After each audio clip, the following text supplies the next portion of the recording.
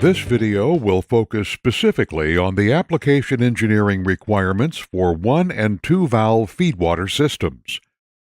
It is strongly recommended that the Power Industry Application Series HRSG Feedwater and Steam Valve Operation Overview video be watched prior to this one, as that video goes into detail on the functional operation of the entire feedwater system. When a boiler feed pump is started, both the Feedwater Startup and Regulator valves will be closed, and the boiler feed pump recirculation valve will be open. As a result, the inlet pressure to the feedwater valves will be very high, while the downstream pressure in the HP drum may be atmospheric. It is important that both the Feedwater Regulator and Startup valves shut off tightly, and Fisher recommends that Class 5 shutoff utilizing 800 pounds per lineal inch of seat load be used. If the valves start to leak, 3 different things happen. First, the valve seats will start to wear due to cavitation damage across the seats, and because of the subsequent erosion, the leakage will increase over time. If the leakage rate becomes high enough during startup, the leakage flow can cause the drum level to increase uncontrollably. This is an undesirable operating scenario, and the only way to maintain the drum level is to blow down the extra water. This is costly as it is a waste of water and heat. If the leakage becomes high enough, it is possible that level can still increase uncontrollably, even though blowdown valves are open. In this case, plant operators may start and stop the boiler feed pumps every few minutes to maintain drum level. This is a very undesirable operating condition. Large pump and motor combinations are generally designed for 1 start and stop per hour. Cycling the pumps on and off more frequently than this can significantly shorten the life of the pump and motor. The feedwater startup valve is sized to handle 20 to 30% of the HRSG maximum flow. During startup, the feed pump discharge pressures will be at the highest output, while the downstream pressure in the drum will be relatively low, ranging from atmospheric pressure to a few hundred psi. The pressure drops across the valve will cause heavy cavitation, therefore anti-cavitation trim must be used. The valve most often used for feedwater startup is a Fisher HPT with Cavitrol 3 3-stage trim installed using an HTS-1 option OmniSeal and Class 5 shutoff at 800 pounds per lineal inch of seat load. Cavitrol trim can handle pressure drops up to 3,000 psi using 3 stages of cavitation protection.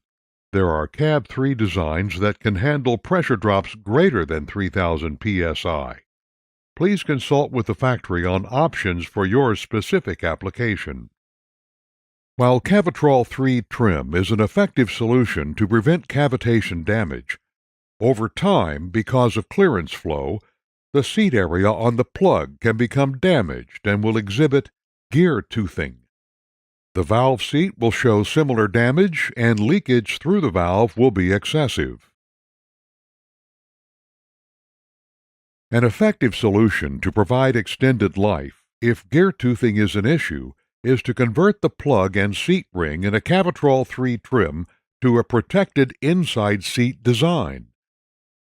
This design moves the seating surfaces to the inside of the plug and an inner ring on the seat ring, often extending shutoff life 2 to 3 times that of standard seats. One thing to note on protected inside seats is that the unbalanced area increases over the standard trim design and the port area is smaller. A detailed valve and actuator sizing review should be performed before a conversion is considered. In some cases, the inside seat design may not have enough flow capacity for the application. If there is a substantial change in the unbalanced area, it is possible that a larger valve stem, new bonnet, and possibly new actuator will be required, which may make the conversion impractical or uneconomical. There is a perception that feed water is clean. However, it is common for varying amounts of magnetite, rust, weld slack, and other debris to flow through the feedwater system, which can plug up the valve trim. To further extend trim life, conversion to a Fisher DST may be the best solution. DST has the ability to handle particulate up to 3/4 of an inch in diameter. All of the pressure reduction occurs below the seat, so there is little to no pressure drop across the seats and subsequently minimum erosion. Another option for new plants or for an existing plant willing to cut pipe and weld in a completely new valve, the Notch Flow DST may be an option. Notch Flow is very effective in dirty service, high pressure drop applications. While traditional Fisher anti-cavitation designs are flow down and highly customizable, the Notch Flow DST is flow up and non-customizable, but has a very attractive price point. The Feedwater Regulator valve is used to deliver high flow rates to the HP drum at non-cavitating pressure drops. The typical valve used in this application is a Fisher HPT with equal percentage trim. This valve is typically sized so that when it is 20% open, it matches the CV of the Feedwater Startup valve at 80% open. This split-ranged sizing methodology, known as the 80-20 rule, provides a smooth transition from the small valve to the large valve with minimal plant upsets. Traditionally, a two-valve split-ranged configuration has used the small valve with anti-cavitation trim for startup and then transitions to the larger valve for higher flow requirements. In recent years, changes in operational demand have required plants to start up faster and operate under more severe operating ranges. To better handle these harsh demands, we have recently started changing the configuration of the valves, where the large valve now has dirty service trim installed and the smaller valve uses linear trim. This allows for very fast drum fill rates and high cavitating pressure drops, as well as quicker startups at higher operating differential pressures. The majority of the plant operation occurs on the very robust DST trim, and then the small valve with the standard trim is used as a trim valve for the last 20 to 30% increase in load to full load condition.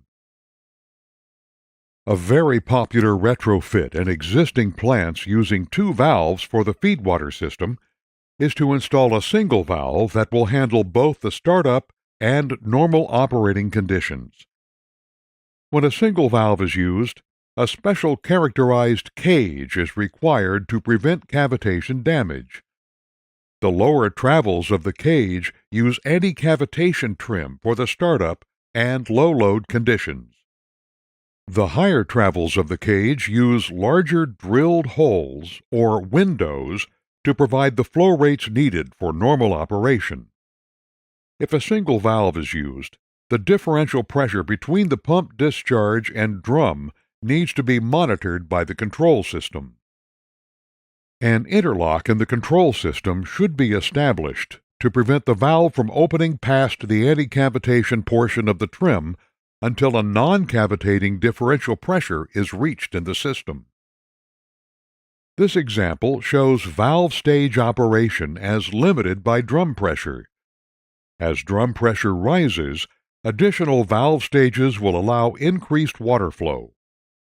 At the same time as differential pressure across the valve drops, its position can increase as allowed by the drum pressure. This will prevent cavitation throughout the valve operation.